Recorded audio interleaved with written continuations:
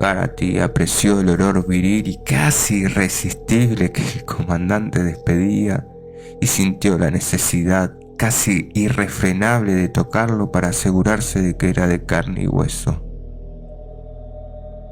Peter McBride era el 61, Han Olsen el 70. Olsen estuvo con el comandante más tiempo que los demás. El comandante rió de algo que le había dicho el muchacho y le dio unas palmaditas en la espalda. Le he dicho que tenga a mano una buena suma de dinero, explicó Olsen cuando regresó con el grupo, y él me ha dicho que los aplaste a todos. Dice que le gusta ver a alguien con ganas de luchar.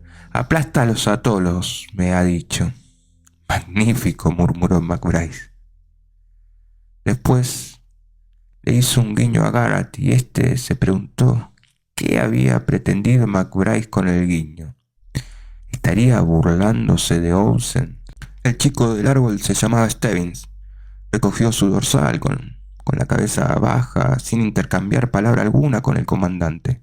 Al volver, tomó asiento bajo el mismo árbol al que antes se había encaramado. Por alguna razón, Garrity estaba fascinado con el muchacho. El número 100 era un chico pelirrojo con acné apellidado Jack. Tras recoger su dorsal, volvió a sentarse con el resto y todos esperaron lo que venía a continuación. Momentos después, 3 soldados del vehículo oruga distribuyeron unos anchos cinturones con bolsas cerradas a presión. Las bolsas iban llenas de tubos con alimentos concentrados de alto contenido energético. Otros soldados se acercaron con cantimploras. Los muchachos se ajustaron las hebillas de los cinturones y sujetaron a ellas las cantimploras. Olsen se colocó el cinto en la cadera como un pistolero. Encontró una barra de chocolate y empezó a comérsela. No está mal, dijo con una sonrisa. Bebió un trago de la cantimplora para hacer bajar el chocolate y Garrity se preguntó si Olsen estaba simplemente marcándose un farol o si sabía algo que él desconocía. El comandante les dedicó una sobria mirada general. El reloj de Garrity señalaba las 8:56.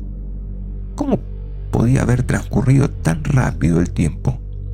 Tenía un doloroso espasmo en el estómago. Está bien, muchachos. Colocaos en filas de 10. No es preciso ningún orden concreto. Quedaos con vuestros amigos si los preferís. Garrity se puso en pie. Se sentía aturdido, fuera de la realidad. Era como si su cuerpo perteneciera a otra persona. Bueno, allá vamos, murmuró McBride a su lado. Buena suerte para todos. Buena suerte para ti, contestó Garrity sorprendido. Necesitaría que me examinaran mi maldita cabeza, añadió McBride. De pronto, se había puesto pálido y sudoroso, perdiendo aquel buen aspecto que había mostrado antes. Intentaba sonreír sin conseguirlo y la cicatriz de su mejilla sobresalía como un extravagante signo de puntuación. Stebbins se puso en pie y se encaminó a la parte posterior de los participantes, dispuestos en 10 filas de 10 en fondo. Olsen, Baker, McBride y Garrity estaban en la tercera fila. Se preguntó si era conveniente beber un poco, pero decidió que no. En toda su vida no había estado más atento a sus pies. Se preguntó si también él se quedaría paralizado y recibiría el pasaporte definitivo en la misma línea de salida. Se preguntó si Stebbins quedaría eliminado pronto. Stebbins, con sus emparedados de jalea y sus pantalones púrpura. Se preguntó si él mismo quedaría eliminado a las primeras de cambio. Se preguntó qué sentiría si... Su reloj marcaba las 8:59. El comandante tenía la vista puesta en su cronómetro de acero inoxidable. Levantó lentamente los dedos y todo quedó en suspenso, pendiente de su mano. El centenar de muchachos observaba esta atentamente, y el silencio era sobrecogedor. El silencio lo llenaba todo. El reloj de Garrity indicaba las 9:00, pero la mano levantada no descendió. Garrity estuvo a punto de gritar: ¡Vamos! ¿Por qué no la baja? Entonces recordó que su reloj iba un minuto adelantado. Todos debían de haber puesto sus relojes en hora con el del comandante, pero él lo había olvidado. El comandante dejó caer la mano. Buena suerte para todos, dijo. Su rostro Seguía inexpresivo y las gafas le ocultaban los ojos. Todos echaron a caminar. Garrity avanzó con ellos. No se había quedado paralizado. A nadie le había ocurrido. Sus pies cruzaron el mojón que señalaba la salida, a paso de desfile, con McBride a su izquierda y a Olsen a su derecha. El ruido de las pisadas era estruendoso. Ya está, dijo. Le embargó el loco y repentino impulso de detenerse, solo para ver si realmente sucedía lo que decían. Salieron de la sombra y quedaron bajo el cálido sol de primavera. Resultaba agradable. Garrity se relajó, metió las manos en los bolsillos y se mantuvo junto a McBride. El grupo empezó a disgregarse y cada marchador buscó el paso y el ritmo que mejor le iba. El vehículo oruga se puso en movimiento tras ellos, levantando una ligera nube de polvo en el arcén. Las pequeñas antenas de radar empezaron a moverse, controlando la velocidad de cada marchador mediante el sofisticado ordenador instalado a bordo. El mínimo de velocidad era de 6.5 km por hora exactamente. Avíselo al número 88. Garrity levantó la cabeza y miró a su alrededor. El 88 era Stebbins. De pronto Garrity tuvo la certeza de que Stebbins iba a darle el pasaporte allí mismo, todavía a la vista del poste de salida. Muy listo, murmuró Olsen. ¿Qué? Preguntó Garrity, que tuvo que hacer un esfuerzo consciente para mover la lengua. Ese tipo recibe un aviso mientras todavía está fresco y se hace una idea de dónde está el límite. Ahora resulta bastante fácil borrar ese aviso. Ya sabes, si se camina una hora sin recibir un nuevo aviso, queda anulado el anterior. Ya, respondió Garrity. Estaba escrito en el reglamento. Se podían recibir hasta 3 avisos. La cuarta vez que uno bajaba del ritmo mínimo de 6.5 km por hora, uno quedaba fuera de la marcha. Pero si uno tenía 3 avisos y conseguía seguir el ritmo mínimo durante 3 horas, volvía a quedar sin penalizaciones. Pues ese muchacho ya sabe dónde está el límite, añadió Olsen, y a las 10:02 volverá a estar limpio. Garrity siguió caminando a buen paso, se sentía bien. El poste de salida desapareció de la vista cuando terminaron de ascender en una colina y la carretera empezó a bajar hacia un gran valle salpicado de pinos. Aquí y allá aparecían campos de labor con la tierra recién roturada. Me han dicho que son patatales, dijo McBride. Los mejores del mundo, respondió Garrity. ¿Tú eres de Maine?, inquirió Baker. Sí, del sur de Maine. Miró al frente. Varios muchachos se habían distanciado del grupo principal a una velocidad de 9 o 9.5 km por hora. 2 de ellos llevaban chaquetas de cuero idénticas, con algo que parecían águilas en la espalda. Garrity sintió la tentación de apresurar la marcha, pero no quería correr demasiado. Consejo número 13. Conservar las energías siempre que sea posible. ¿La carretera pasa cerca de tu pueblo?, preguntó McBride. A unos 11 kilómetros. Supongo que mi madre y mi novia vendrán a verme. Hizo una pausa y añadió: si todavía sigo marchando, claro. Vamos, dijo Olsen. Cuando lleguemos al sur del estado no estarán fuera de competición ni siquiera 25 de lo que hemos empezado. Profundo silencio se abatió sobre ellos tras esas palabras. Garrity sabía que no sería así y pensó que también Olsen lo sabía. Otros 2 chicos recibieron avisos y, pese a la explicación de Olsen, el corazón de Garrity le dio un vuelco en cada ocasión. Volvió a observar a Stebbins. Seguía en la cola del grupo y estaba dando cuenta de otro emparedado de jalea. Un tercer emparedado asomaba por el bolsillo de su raído suéter verde. Garrity se preguntó si se los habría hecho su madre, e inmediatamente recordó las galletas que le había dado la suya. Se las había entregado con gesto premiante, como si fueran a protegerle de los malos espíritus. ¿Por qué no dejan que la gente acuda a ver la salida de la larga marcha?, preguntó Garrity. Porque perjudica la concentración de los marchadores, respondió una voz aguda. Garrity volvió la cabeza. Era un chico bajo, moreno, de aspecto fuerte, con el dorsal 5 adherido al cuello de la chaqueta. Garrity no recordaba su nombre. —¿Concentración? —exclamó. —Sí. El muchacho se colocó al lado de Garrity. El comandante ha dicho que es muy importante concentrarse en conservar la calma al principio de una larga marcha. Hizo un gesto meditamundo y yo estoy de acuerdo con eso. La expectación, las multitudes y la televisión más adelante. De momento, lo que necesitamos es concentrarnos. Observó a Garrity con sus hundidos ojos castaños oscuros y repitió la palabra: concentrarnos. Yo solo me concentro en alcanzar a esos y dejarles atrás, replicó Olsen. Fue como si el número 5 se sintiera insultado. Tienes que adoptar tu propio ritmo, insistió. Tienes que concentrarte en ti mismo. Tienes que tener un plan. Por cierto, me llamo Gary Barkovich y vivo en Washington, D.C. Yo soy Carter, replicó Olsen, y vivo en Marte. Barkovich hizo una mueca de desagrado y volvió a retrasarse. Hay gente para todo, comentó Olsen. Sin embargo, Garrity consideró que Barkovich tenía las ideas muy claras. Al menos así lo creyó hasta que 5 minutos después oyó la voz de un vigilante. ¡Aviso! ¡Aviso al número 5! ¡Se me ha metido una piedra en la zapatilla!, exclamó Barkovich. El soldado no respondió, saltó del vehículo oruga y se plantó en el arcén opuesto al carril de la carretera por donde circulaba Barkovich. El soldado llevaba un cronómetro de acero inoxidable igual que el del comandante.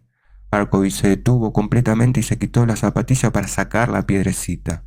Con el rostro moreno, casi cretino, brillante por el sudor, no prestó atención cuando el soldado gritó: «¡Segundo aviso, número 5! Por el contrario, se arregló cuidadosamente el calcetín sobre el empeine. «¡Oh, no!», exclamó Olsen. Todos se habían vuelto y caminaban de espalda. Stebbins, todavía en la cola del grupo, pasó junto a Barkovich sin mirarle siquiera. Barkovich estaba ahora completamente solo, un poco a la derecha de la línea blanca del asfalto, atándose de nuevo las zapatillas. «Tercer aviso, número 5, último aviso». Garrity sentía en el estómago una pegajosa bola de mucosidad. No quería mirar, pero no podía apartar la mirada. Caminando de espaldas, incumplía también el consejo de conservar energía siempre que fuera posible, pero tampoco podía evitarlo. Casi sentía como a Barkovich se le agotaban los pocos segundos de que disponía. «Vaya», murmuró Olsen, «ese estúpido se va a ganar su pasaporte». Pero en ese instante Barkovich se puso en pie. Todavía se entretuvo sacudiéndose del pantalón el polvo de la carretera. Después emprendió un trotecillo, se incorporó al grupo y recuperó su ritmo normal. Dejó atrás a Stebbins, que siguió sin mirarle, y alcanzó a Olsen. Entonces sonrió con sus ojos castaños destellando. «¿Lo ves? Acabo de concederme un descanso. Está todo en mi plan». «Quizá tú lo veas así», respondió Olsen con un tono más alto de lo habitual. «Lo único que sé es que ahora tienes 3 avisos. Por un despreciable minuto y medio tendrás que caminar tres condenadas horas. Además, ¿para qué diablos necesitabas descansar si acabamos de empezar, por el amor de Dios?» De nuevo, fue como si hubiera insultado a Barkovich, que le miró con aire furioso. «Ya veremos a quién le dan primero el pasaporte, si a ti o a mí», replicó. «Todo está en mi plan. Ese plan tuyo y lo que me sale a mí del culo tienen bastante parecido», espetó Olsen. Baker dejó escapar una risita. Con un bufido, Barkovich apretó el paso y les dejó atrás. Olsen no pudo evitar un último comentario. «Y no vayas a tropezar, amigo, ¿eh? No volverán a avisarte, simplemente te...». Barkovich no se dignó a volverse y Olsen le dejó en paz. A las 9:12, según el reloj de Garrity, quien se había tomado la molestia de retrasarlo un minuto, el jeep del comandante apareció sobre la colina que acababan de descender. Pasó junto a ellos y se llevó a los labios un altavoz a pilas. «Me complace anunciaros que acabáis de cubrir el primer 1,5 kilómetros del recorrido. También quería recordaros que la distancia más larga cubierta por un grupo completo de marchadores está establecida en 12,5 kilómetros. Espero que mejoréis el récord». El jeep aceleró Olsen pareció enterarse de las novedades con sorpresa e incluso cierto temor. Ni siquiera 15 kilómetros, pensó Garrity. No era ni mucho menos lo que él había calculado. No esperaba que nadie, ni siquiera Stevens, recibiera el pasaporte hasta avanzada la tarde. Pensó en Markovich. Bastaba con que redujera el paso una sola vez durante la hora siguiente y... Ray era Art Baker. Se había quitado la chaqueta y la llevaba colgada del hombro. ¿Tienes alguna razón especial para participar en la larga marcha? Garrity destapó su cantimplora y tomó un rápido sorbo de agua. Estaba fría y muy agradable. Le quedaron unas gotas en el labio superior y se pasó la lengua. Era magnífico sentir cosas como aquella. En realidad no lo sé, respondió con sinceridad. Yo tampoco, dijo Baker.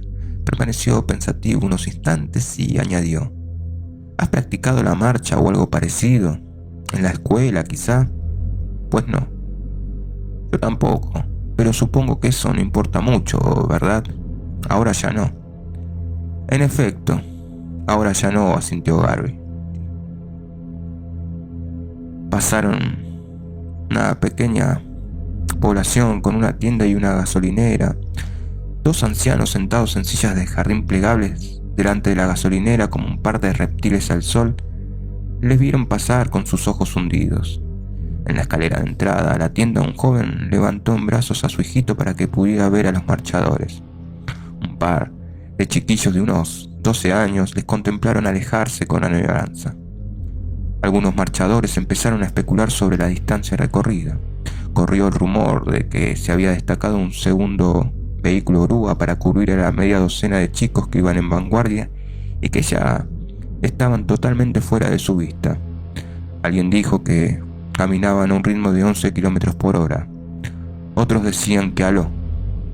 Una voz dijo con seguridad que uno de los chicos del grupo delantero estaba flaqueando y que ya había recibido 2 avisos. Garrity preguntó por qué no estaban ya alcanzándole si tal cosa era cierta.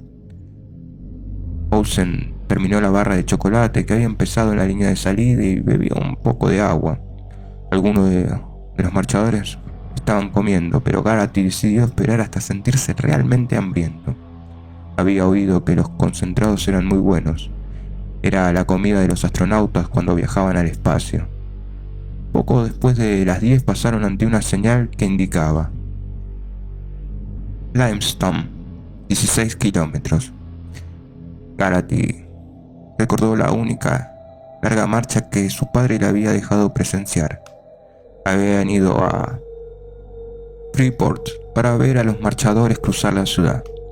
Su madre había ido con ellos. Los marchadores iban cansados, con los ojos hundidos y apenas conscientes del griterío, los saludos y los hurras constantes de la gente a sus favoritos o a aquellos por los que habían apostado.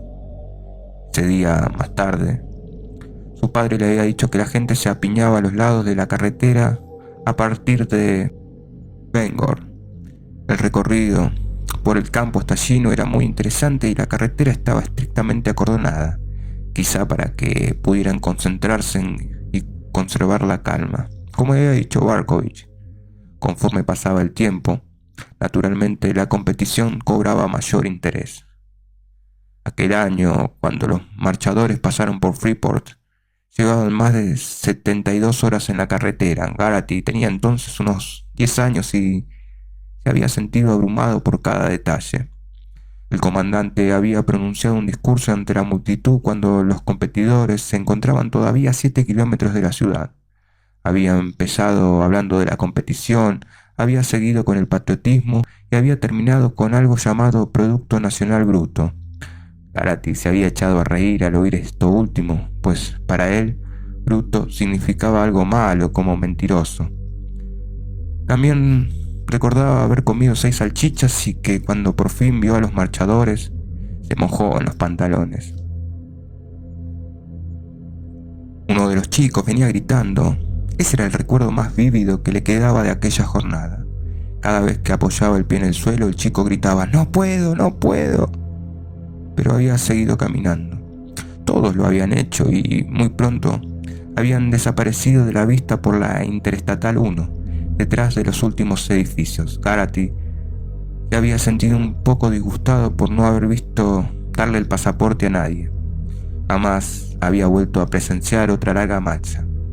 Aquella noche en casa, Garrity había oído a su padre discutir a voz en grito por teléfono, como solía hacer cuando estaba bebido o cuando hablaba de política.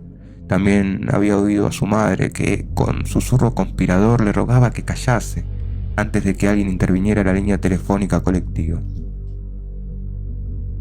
Garrity tomó otro sorbo de agua y se preguntó cómo le iría a Barkovich. Estaban pasando delante de otro grupo de casas. Las familias estaban sentadas en los jardines de las viviendas y bebían Coca-Cola, mientras sonreían y agitaban las manos. Garrity, dijo McBride, vaya, vaya, mira lo que viene. Una chica muy bonita, de unos 16 años, con una blusa blanca y unos pantalones de pescador a cuadros rojos, llevaba en alto una pancarta con una inscripción en rotulador. ¡Viva Garrity, número 47! ¡Te queremos, Ray! ¡Arriba, Maine! Garrity notó que el corazón le daba un vuelco. De pronto supo que iba a vencer. Aquella muchacha sin nombre era la prueba. Olsen emitió un largo silbido y se puso a meter y sacar el índice de una mano perfectamente rígido del círculo que formaba con la otra. Garrity pensó que era un gesto detestable. Al diablo con el consejo número 13. Garrity apresuró el paso, cambiándose de lado en la carretera para pasar junto a la muchacha. Esta vio su dorsal y empezó a lanzar chillidos. Se abalanzó sobre él y le dio un largo beso. Garrity se sintió repentino y sudorosamente excitado y devolvió el beso con gesto enérgico. Ella le metió la lengua en la boca por 2 veces. Apenas consciente de lo que hacía, Garrity deslizó una mano por las redondas nalgas de la muchacha y le dio un suave pellizco. «Aviso, aviso número 47, Garrity». Se separó de la chica y sonrió. «Gracias», dijo. «Oh no, gracias a ti». Los ojos de la muchacha centelleaban de emoción. Garrity intentó encontrar algo más que decir, pero vio que el soldado se disponía a darle el segundo aviso. Volvió a su lugar con un trotecillo, jadeando ligeramente y con una amplia sonrisa. Pese a todo, se sentía algo culpable por haberse saltado el consejo número 13. Olsen también sonreía. «Por algo así, yo me habría jugado hasta 3 avisos», dijo. Garrity no respondió. Dio media vuelta y, caminando de espaldas, agitó la mano para despedirse de la muchacha. Cuando ésta quedó fuera de la vista, Garrity se volvió y echó a caminar con paso firme. Quedaba 1 hora por delante para borrar el aviso y debía tener cuidado para no recibir otro. Se sentía en forma, capaz de caminar hasta la mismísima Florida. Apretó el paso. Ray McBride todavía seguía sonriendo. ¿A qué viene tanta prisa? Sí, tienes razón. Consejo número 6.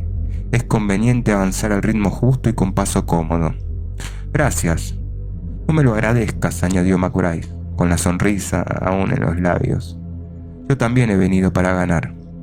Garrity le miró desconcertado. Es decir, preferiría que no nos organizáramos como Boy Scout, explicó McBride.